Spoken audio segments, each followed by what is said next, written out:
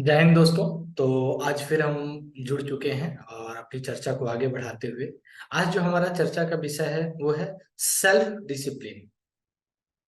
किसी भी स्टूडेंट के लिए सेल्फ डिसिप्लिन का क्या इम्पोर्टेंस है या एक स्टूडेंट लाइफ में विद्यार्थी के जीवन में यह किस तरीके से सुधार लाता है। तो आज हम इन सारी चीजों पे बात करने वाले हैं। तो हमारे साथ जुड़े हुए हैं मनीष सर, राइट, जो कि एक शिक्षक है। तो एक स्टूडेंट को कैसे सेल्फ डिसिप्लिन होना चाहिए, सेल्फ डिसिप्लिन के अंतर्गत उनको कैसे अपने आप को इंगेज रखना चाहिए, उसके जो भी पिलर्स हैं वो सारी चीजों पे हम लोग बात करने वाले हैं। इस वीडियो को पूरा अंत तक देखिएगा। इससे क्या है कि आपको हर एक बारीकी चीज के बारे में आपको इसको जानकारी जानने को मिलेगा। इससे आप या तो एक स्टूडेंट हैं, या तो एक पेरेंट हैं, या तो एक टीचर है। तो आप कोई भी हैं इन तीनों में से, तो आपको यहाँ से जो भी चीज सुनेंगे समझेंगे, तो यहाँ से क्या है कि या तो आपके लिए फायदेमंद होगा या आप किसी को इससे फायदा पहुंचा सकते हैं। डेट्स वाई ये वीडियो बहुत ही इंपॉर्टेंट है। तो इसमें हर एक चीज को, हर एक पॉइंट को, हर एक वर्ड को ध्यान से सुनिए, समझिए उसके पीछे का क्या रीजन है और फिर उसको इम्प्लीमेंट कीजिए। ठीक है। तो नमस्कार सर, एंड नमस्कार व्यूअर्स, आप सभी को भी। जी नमस्कार कौशल जी। और सभी व्यूअर्स को नमस्कार। जो पेरेंट्स देख रहे हैं उनको भी नमस्कार, और खास करके प्यारे बच्चों को। अगर जो बच्चे क्लास 9, 10, 11, 12 में पढ़ रहे हैं या उससे नीचे भी जो स्कूल के बच्चे हैं, खास करके उनके लिए ये वीडियो है। एक्चुअली हम जो आज सेल्फ डिसिप्लिन पे बात करने जा रहे हैं, ये सेल्फ डिसिप्लिन कॉन्सेंट्रेट किया हुआ है स्टूडेंट्स को। और students day to day class में बैठते हैं और क्लासेस फेस करते हैं, आइदर ऑनलाइन और ऑफलाइन। तो ये सेशन में भी हम और कौशल जी एक सेल्फ डिसिप्लिन मेंटेन करेंगे। That would be also a learning. आप देखना, जब हम लोग कैसे एक दूसरे से बात करते हैं, अगर डाउट्स है भी तो जब सामने वाला खत्म कर लेता है तब हम पूछते हैं, ना कि इंटरप्ट करते हैं। इंटरप्ट करना मतलब बीच में बोलना। तो आप ये सेशंस को देखोगे तो एक तरह का क्लास में अटेंटिव होना, मतलब सवाल पूछना, और इंटरप्ट करना, ये दोनों में अंतर क्या होता है ये आपको सीखने मिल जाएगा। चलिए। सो बच्चे के लिए सेल्फ डिसिप्लिन होना बहुत जरूरी है। वेराइटीज ऑफ बच्चे होते हैं क्लास में। एक होते हैं बहुत ज्यादा वाइस होते हैं, चीजों को समझ जाते हैं, एटलीस्ट एकेडमिक जो कंटेंट है उसको समझ जाते हैं और अच्छे से ग्रैब भी कर लेते हैं, आंसर्स भी करते हैं क्लास में। दूसरे होते हैं जो रटेलू टाइप के होते हैं, समझे या ना समझे कम से कम याद तो जरूर कर लेते हैं और रिप्लाई करते हैं। उनको अगर थोड़ा सा खोदा जाए तो शायद वो फंस जाए, अदरवाइज वो अच्छे से रिप्लाई करते हैं। दूसरे एवरेज होते हैं, और वो सबसे डिसेंट होते हैं। जो एवरेज होते हैं, एवरेज बच्चे सबसे डिसेंट होते हैं। वो बहुत प्यार से सुनते हैं, बहुत थोड़ा सा हेजिटेट करते हैं कुछ पूछने में भी, और सवाल भी अच्छे पूछते हैं, नो डाउट। उनको लगता है कि वो खराब सवाल पूछ रहे हैं, लेकिन बहुत अच्छा सवाल पूछते हैं। और एक होते हैं बिलो एवरेज, जिन बच्चों पे टीचर्स को बहुत ज्यादा ध्यान होना देना होता है। अगर उन पे ध्यान दिया जाए, वो अंदर ही अंदर स्ट्रगल करते रहते हैं कि शायद मुझे सर समझा पाते, सब लोग समझ गया तो मैं कैसे पूछूं। तो उन पे टीचर को एक्स्ट्रा एफर्ट देना पड़ता है। उनके एक्सप्रेशंस को पढ़ के हमें समझाना पड़ता है। और एक होते हैं बच्चे जो मतलब बिलो एवरेज होते हैं, तो वो सबसे ज्यादा बदमाश होते हैं। बट अगर बात आती है डिसिप्लिन की, ठीक है, तो जो सबसे बदमाश हैं उनको तो आप कैसे भी समझाओ, कुछ भी करो, वो तो डिस्टर्ब करेंगे ही। वो चाहे खुद डिस्टर्ब करे या किसी और के थ्रू करवाए, लेकिन करेंगे जरूर। जो सबसे वाइस है, जिनका मैंने पहला कैटेगरी बताया था, वो भी डिस्टर्ब करते हैं क्लास को, ठीक ना। वो एक्स्ट्रा दिखलाते हैं खुद को। वो चाहते हैं कि सर सिलेबस से हट के हमसे हमें पढ़ाए। ये चीजें तो समझ में आ ही गई है। वो हमेशा टीचर को प्रोवोक करते हैं ताकि वो टीचर से सिलेबस से हटे। तो उन तरह के बच्चों के लिए मैं बोलूंगा कि आप अपने क्लास को अच्छे से समझिए। आप इकलौते नहीं हो क्लास में, आपके जो भाई बैठे हैं या जो आपके कलीग्स बैठे हैं क्लासेस में, लड़कियों को बहन तो नहीं बोलूंगा, नहीं तो फिर आप बुरा मान जाएंगे। तो जो कलीग्स बैठे हैं उनके बारे में भी सोचिए, सबको पढ़ना है। तो अगर आप वाइस हो, वाइस स्टूडेंट हो, तो ये बहुत अच्छा है, आप बहुत अच्छा करोगे फ्यूचर में। लेकिन आप सर से उसके लिए एक्स्ट्रा टाइम मांगो। उसके लिए आप अलग से डिस्कशन करो सर से, या अलग से क्लास खत्म होने के बाद क्लास में ही डिस्कस करो। लेकिन ड्यूरिंग क्लास आप सर को, सर जो पढ़ाने के लिए आज आए हैं उससे बाहर हटने के लिए प्रवोक ना करो। तो ये जो सबसे वाइस बच्चे हैं उनको ये डिसिप्लिन जरूर मेंटेन करना चाहिए। फिर जो बच्चे अच्छे हैं, जो चीज़ों को समझ जाते हैं, उनको वो डिसिप्लिन्ड भी रहते हैं। लेकिन क्या है कि उनके लिए मुझे नहीं लग रहा है कि बहुत ज़्यादा कुछ कहना है। वो डिसिप्लिन्ड भी रहते हैं, चीज़ों को मेंटेन भी करते हैं। और बट अगर, हाँ, अगर आप लोग टाइमली नहीं हो तो टाइमली जरूर रहना।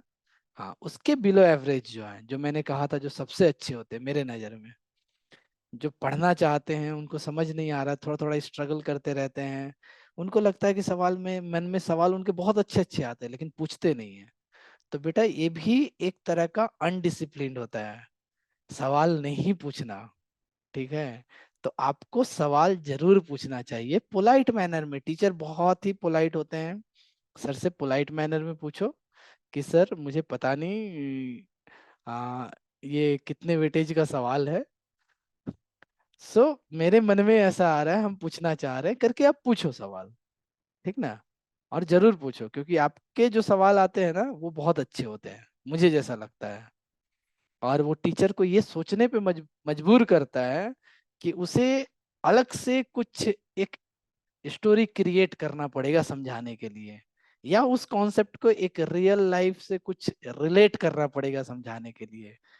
और इस तरीके से टीचर जब समझाते हैं तो बहुत चीजें बच्चों को, एक नया स्टोरी अगर वो क्रिएट कर दिए टीचर उस कॉन्सेप्ट से रिलेटेड, तो बच्चों को हमेशा याद रह जाता है। Because of what? Because of that average student who has asked the question. क्योंकि वो क्वेश्चन वही पूछ सकते हैं। जो वाइज हैं वो तो ऊपर ही चले जाएंगे, जो नॉर्मल है वो उससे रिलेटेड, कंटेंट से रिलेटेड पूछेंगे। उनको सिंपल समझा दीजिए, एक अच्छा टीचर है जिसको समझ है वो समझा देगा, वो समझ जाएंगे। लेकिन जो उनसे एकदम एवरेज में आते हैं, उनसे नीचे जो आते हैं, उनका सवाल बहुत अच्छा होता है। तो बेटा आपका डिसिप्लिन ये है कि आप ये महसूस ना करो कि हमारा सवाल का वेट कम होगा या प्रॉब्लम होगी, मैं पूछूंगा लोग क्या सोचेंगे, मत सोचो बेटा। स्टूडेंट लाइफ में कोई इज्जत नहीं होती है, और जो इज्जत के बारे में सोचता है वो ग्रो नहीं करता है। तो सवाल पूछने में अपनी बेइज्जती फील ना करो। हाँ, अनसोशल कुछ एक्टिविटी ना करो, उससे बचो। अच्छा, और जो नीचे के हैं, जो बच्चे परेशान करते हैं, जो समझना नहीं चाहते, उनका ये मेंटेलिटी रहता है, जैसा मैंने ऑब्जर्व किया क्लास में, कि सर मुझे आ, आगे चल के बिजनेस करना है, पापा का बिजनेस संभालना है। अगर जैसे मैं फिजिक्स का टीचर हूँ, मैं पढ़ाता हूँ फिजिक्स, तो कुछ कहते हैं सर मुझे कॉमर्स लेना है, या बोलते हैं सर मुझे बैंक में जाना है। तो बेटा बैंक में जाना है, कॉमर्स लेना है, या आईएएस का तैयारी करनी है, फिजिक्स से आपको कोई वास्ता नहीं है। बट फिजिक्स आपको लाइफ में चीजें समझने के लिए, जीवन जीने के लिए बहुत मदद करता है। तो उसके लिए जो बेसिक फिजिक्स है अप टू क्लास 10, वो आपको अच्छे से पढ़ना चाहिए। दूसरा, अगर आप सपोज आईएएस का प्रिपरेशन करते हो, बैंकिंग का करते हो, तो अप टू क्लास 10 जो बेसिक फिजिक्स, बेसिक साइंस है, वो हर जगह पूछा जाएगा। टायर 1, टायर 2 बैंकिंग में होती एग्जाम। आईएएस का तैयारी करने जाओगे तो सी टैट होता है। तो आप ये जो थ्रेशोल्ड का एग्जाम है पहले, उसको पास करोगे तभी आप उस दूसरा मेन एग्जाम दे सकते हो, तो वही नहीं कर पाओगे। तो बेसिक फिजिक्स आपको जरूरी है, चाहे आप किसी भी फील्ड में जाओ। इसलिए आपको कहीं भी कुछ भी पढ़ाई करनी है, सिलेबस जिन्होंने डाला है वो बहुत हजारों बेस्ट टीचर्स का कंट्रीब्यूशन रहता है, हजारों। Remember this figure, thousands, more than 1000 teachers. तो बहुत सिलेबस डिजाइन किया होता है बहुत सोच समझ के बेटा, तो अच्छे से प्रिपरेशन करना है। एंड पेरेंट्स को भी मैं ये कहना चाहूंगा कि थोड़ी सी बच्चे पे ध्यान दीजिए, बच्चे को मोटिवेट कीजिए, बच्चे को समझाइए कि वो जो अप टू क्लास 10 एटलीस्ट जो पढ़ रहे हैं वो बहुत ही जरूरी है एक अच्छा जीवन जीने के लिए। ठीक है, क्योंकि लाइफ में बहुत सारे फेसेस करने पड़ते हैं प्रॉब्लम्स। कभी हमें कोई एप्लीकेशन लिखना पड़ता है, कहीं कुछ चीज़ों को, प्रोडक्ट को समझने में प्रॉब्लम्स आती हैं। तो ये जो basics physics, basic chemistry, basic biology हम पढ़े रहेंगे तो हमें कभी हॉस्पिटल जाएंगे, मेडिकल में जाएंगे तो चीज़ें हमें समझने में प्रॉब्लम नहीं होगी, डे टू डे लाइफ हमारा स्मूथ रहेगा। इसलिए अप टू क्लास 10 सारे पेरेंट्स को अपने बच्चे को ये मोटिवेट करना चाहिए कि बेटा आप कुछ भी करो बाद में, आप भले स्पोर्ट्समैन बनो, भले पॉलिटिशियंस बनो, या फिर आप, पॉलिटिशियंस तो पहले टीचर नहीं कहते थे कि बनो, बट मैं अब कहता हूँ कि बनो। अब पॉलिटिक्स थोड़ी थोड़ी सुधर रही है। और या फिर आप एडमिनिस्ट्रेशन में जाओ, आईएएस ऑफिसर बनो, पीसीएस ऑफिसर बनो, या जो भी बनो बेटा, बैंकिंग में जाओ। But basic physics, basic chemistry, basic biology and basic mathematics, इसमें आपकी एक्सपर्टाइज होनी ही चाहिए बेटा। तो आप जहां भी जाओगे एक्सपर्ट रहोगे, इवन आप सोशल वर्कर बनोगे तो भी। तो सेल्फ डिसिप्लिन से ही ये चीजें आप समझ सकते हो। क्लास में अटेंटिव रहना, समय पे क्लास पहुंचना, 5 मिनट पहले जाके बैठ जाना, पूरे क्लास में साइलेंस मेंटेन करना, सवाल मन में आता है तो उसको नोट डाउन कर लेना पेपर में, और जब टीचर बोलना बंद कर दें तो उनके परमिशन से सवाल पूछना।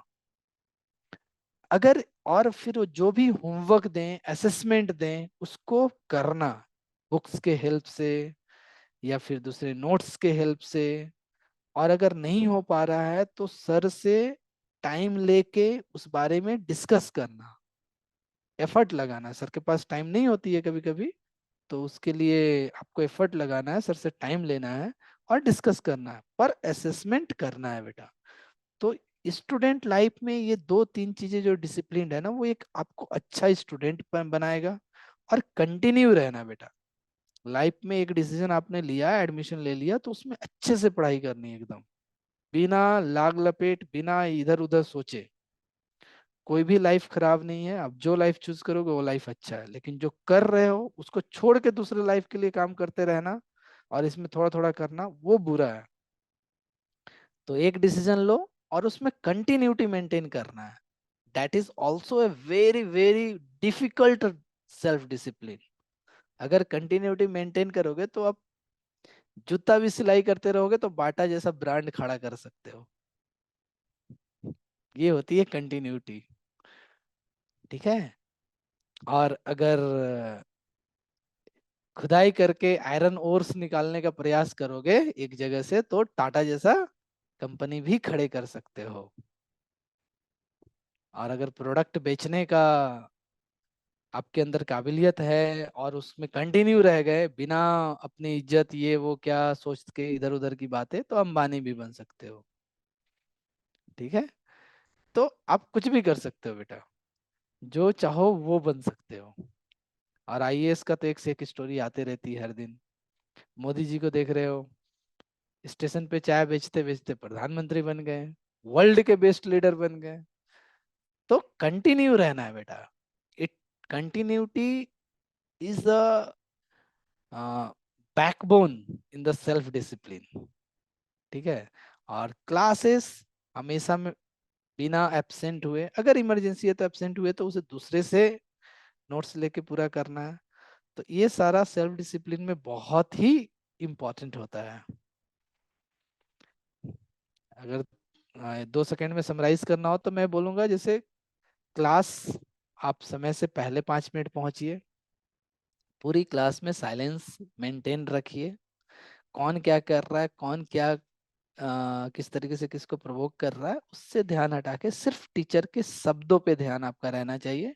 टीचर्स के एक्सप्लेनेशन, उनके एक्सप्रेशंस, उस पे ध्यान होना चाहिए। और तीसरा, क्लास खत्म करने के बाद आपके मन में कोई डाउट है तो सर से जरूर पूछिए। क्लास के दौरान भी सर जब रुकते हैं तो उनसे परमिशन लेके सवाल जरूर पूछिए। और इस तरीके का अगर आप असेसमेंट जरूर करना है, होमवर्क जरूर करना है, बुक रीडिंग एवरीडे जरूर करना है, ठीक है, ये आपको बहुत बेहतरीन स्टूडेंट बनाएगा और आप इजिली सक्सेस करोगे जिस भी एग्जाम को पास करना चाहते हो या जो भी अचीव करना चाहते हो। That's the simple theory of self discipline. Concentration, continuity and commitment, ये हमारे लोगों में भी लिखा हुआ है मनीष विद्यापीठ का। So C Q, triple C, continuity, concentration and commitment. Self discipline में ये 3 सी बहुत ही इंपॉर्टेंट है। तो जैसा कि सर ने बताया कि सेल्फ डिसिप्लिन कितना इम्पोर्टेंट है, राइट।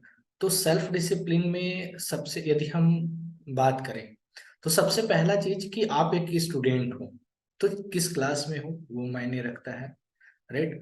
फिर उसमें क्या है कि जब आप क्लास में बैठे हो तो जब टीचर पढ़ा रहे होते हैं तो आपको क्या है कि उस चीज को एक्सेप्ट करना है कि हाँ पढ़ा रहे हैं।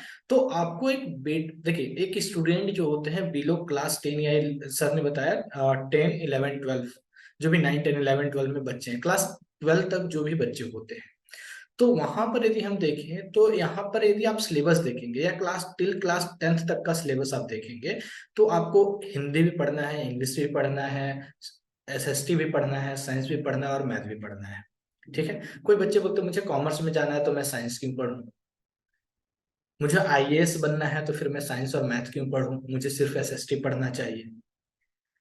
देखिए बच्चे, यहाँ पर जो आपके सब्जेक्ट्स दिए गए हैं, ठीक है, ये कोई नॉर्मल इंसान ने बनाया है। एक प्रॉपर रिसर्च के बाद आपके सिलेबस को रेडी की गई है। तो जो सारे सिलेबस है वो आपके ओवरऑल डेवलपमेंट के लिए है, राइट। ऐसा नहीं है कि देखिए यदि आप आईएएस बनते हैं या आईपीएस बनते हैं तो एक आईएएस और आईपीएस का काम क्या होता है, राइट। तो वहां पर क्या होता है कि देखा जाता है कि प्रेजेंस ऑफ माइंड आपका कैसा है। आप वहां पर प्रीलिम्स दे रहे हैं, मेंस दे रहे हैं, यदि इंटरव्यू में आप अच्छे से सवाल, देखिए इंटरव्यू का यदि आप बहुत सारे इंटरव्यूअर का आप देखोगे जो इंटरव्यू लेते हैं, मॉक इंटरव्यू लेते हैं, तो यदि आप उनका देखोगे कि वो क्या कहना क्या बोलते हैं इंटरव्यू के बारे में, तो उनका कहना है कि जो आपके सब्जेक्ट्स हैं, जो आपके सिलेबस है, उससे यदि मैं 10 सवाल पूछता हूं और 10 में से 8 आप 8 सवाल का जवाब नहीं देते हो तो इससे कोई फर्क नहीं पड़ता है। लेकिन यदि प्रेजेंस ऑफ माइंड के लिए जो कुछ उल्टे सीधे सवाल पूछ दिए जाते हैं इंटरव्यू में, तो उसका जो सवाल है, उसका जो उत्तर है, वो आपका होना चाहिए। तो ये दिखलाता है कि आपकी अंडरस्टैंडिंग कितनी डेवलप हुई है। आप जो चीजें पढ़े हो वो पढ़ करके आपकी जो माइंड है वो कितना डेवलप हुई है, कितना चीजों को कनेक्ट कर पा रहे हैं। ताकि देखिए जैसे आईएएस बने, आईपीएस बने, आप जिस भी डिस्ट्रिक्ट में है, एक डिस्ट्रिक्ट का पूरा कार्यभार आप संभाले हैं।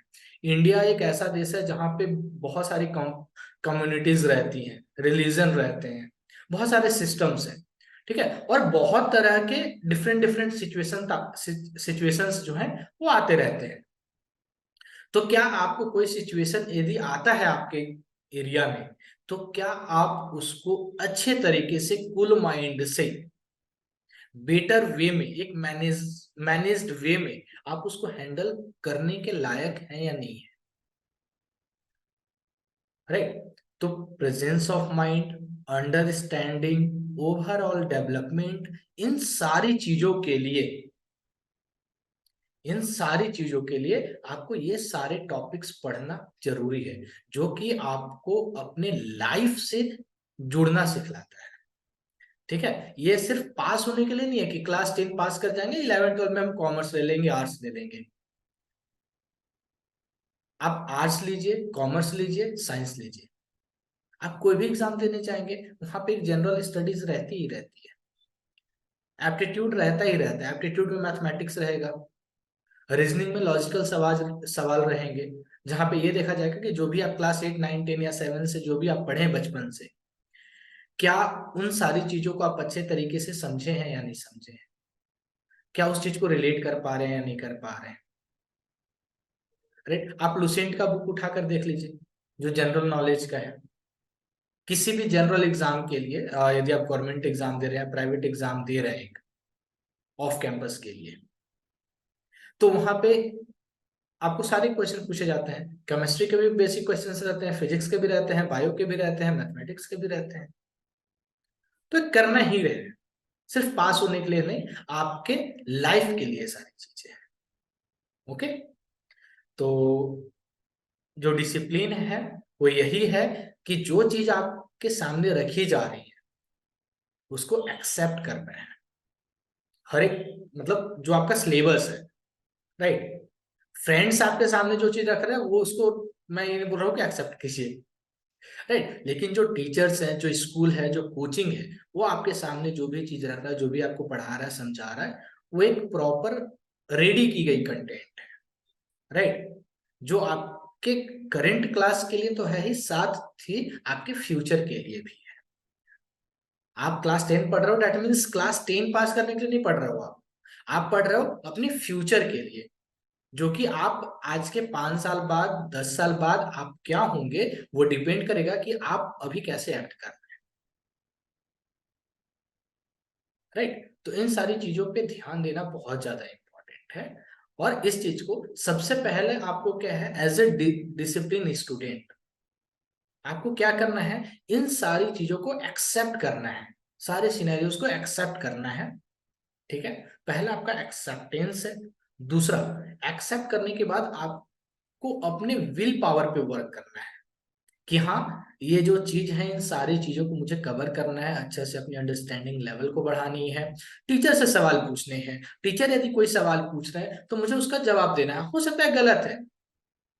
ठीक है, जैसे कि मैं जब पढ़ाई कर रहा था तो मेरे टीचर थे, उन्होंने बोला था कि बेटा, यदि सवाल, जो भी मैं तुम्हारे मन में यदि कोई सवाल आ रहा है, यदि तुम अभी पूछ लिए, हो सकता है वो सवाल सही हो या हो सकता है गलत हो, तो यदि गलत सवाल पूछ रहे हो ना, तो एज ए टीचर मैं तुम पे कभी हंसूंगा नहीं, राइट, मैं क्या करूंगा, उसको क्लियर करूंगा। अब यदि मैं क्लियर किया तो तुम्हारे लिए क्या है, क्यों, हमेशा हमेशा के लिए क्लियर हो गया, अब इस तरह की गलती तुम दोबारा अपने लाइफ में नहीं करोगे। लेकिन यदि तुम वहां पे नहीं पूछ पाते, नहीं पूछते, तो वो जो डाउट है तुम्हारे मन में हमेशा हमेशा के लिए रह जाता। ठीक है, तो पहला चीज तो ये हो गया कि आप पूछ लिए तो हमेशा के लिए क्लियर, नहीं पूछे तो हमेशा के लिए आप बेवकूफ बनकर रह गए। ठीक है, दूसरा, यदि आप पूछ लिए तो आपके फ्रेंड्स हंसेंगे, वो हंसने के लिए ही है, टांग खींचने के लिए ही है। ठीक है, लेकिन उससे कोई फर्क नहीं पड़ता है। यदि आप पूछेंगे और टीचर ने यदि आपका साथ अच्छे से दिया और आपको एक्सप्लेन करें, तो आपका जो कॉन्फिडेंस लेवल है वो डेवलप। ठीक है, तो सेल्फ कॉन्फिडेंस के साथ साथ आप पब्लिक के सामने किस तरीके अपना कॉन्फिडेंस दिखला रहे हैं। ठीक है, आपके अंदर कॉन्फिडेंस है, आप अपने अंदर रखे हुए, इससे कोई फर्क नहीं पड़ता है। क्या फायदा जब आप किसी के सामने उस कॉन्फिडेंस को दिखला नहीं पा रहे। ठीक है, तो जैसा कि मनीष सर ने भी एक चीज बोला था कि एक स्टूडेंट के अंदर शर्म नहीं होना चाहिए। ठीक है, चाहे स्टूडेंट हो या टीचर हो, देखिए एज ए टीचर हम क्या है, हम भी आज सीखते हैं, और सीखने के लिए हमें किसी टीचर को हायर करने की जरूरत नहीं है, हम आप जैसे बच्चों से ही सीखते हैं। बहुत सारे बच्चे बहुत यूनिक होते हैं, बहुत सारी चीजें सिखला कर जाते हैं, अच्छे से अच्छे बच्चे भी सिखला कर जाते हैं, और जैसा सर ने बताया था कि जो क्लास को डिस्टर्ब करते हैं, वो भी बहुत सारी चीजें हमें सिखला कर जाते हैं, राइट, और उस चीज को इम्प्लीमेंट करने से बहुत सारे बच्चों को फायदा भी होता है, राइट। तो ये सारी चीजें हैं। तो सबसे पहला मैंने क्या बताया कि आपको एक्सेप्ट करना है जो भी आपका सिलेबस है, ठीक है। सिलेबस को अपडेट एक्सेप्ट करना है, उसके लिए अपने विल पावर को बढ़ाना है, उसके लिए हार्ड वर्क करना है, राइट। अपने आप को एक टाइमलाइन में, एक बाउंड्री में कैद करना है, राइट। और उसके लिए फिर परसिस्टेंस बन जाना है। That's it. ये 5 पिलर हैं, इस 5 पिलर को आपको फॉलो करना है। चलिए ठीक है। तो सर यहाँ पे हम एक चीज जोड़ना चाहेंगे, जी जी बच्चे बिल्कुल। परसिस्टेंस में बहुत कंफ्यूज होते हैं। दृढ़ निश्चयी बच्चों, ठीक ना, एकदम दृढ़ता के साथ लगे रहना है। Okay, thank you sir. तो जैसा कि मैंने बताया एक्सेप्टेंस का 5 पिलर मैंने बताया, तो उसको मैं एक बार हिंदी में भी बता देता हूँ ताकि सभी बच्चों को क्लियर है।